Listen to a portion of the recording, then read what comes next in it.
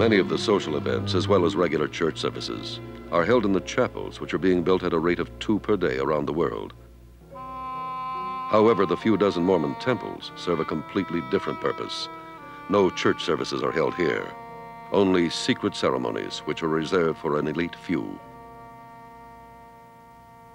The goal of every Latter-day Saint is to be married as a family unit in the house of the Lord, and there receive these sacred blessings that will allow us to eventually, if we're worthy, to dwell and be in the presence of our Heavenly Father.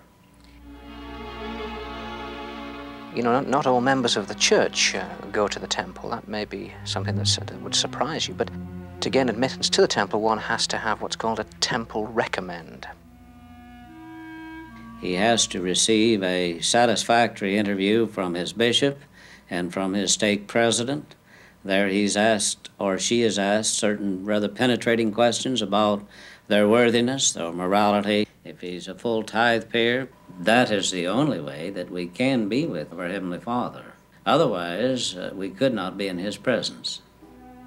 By going through the temple and by adhering to various regulations, such as abstaining from tea or coffee, paying a substantial portion of your income to the Mormon Church, and giving free labor to various church-run organizations, the worthy Mormon can become a god himself in the life hereafter, ruling over his own planet with a number of goddess wives.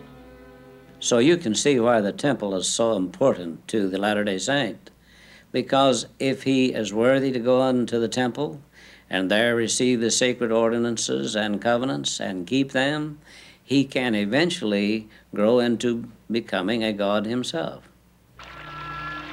Before this newly completed temple in Seattle was closed to all but a select group of Mormons, visitors were given the opportunity to get a glimpse inside.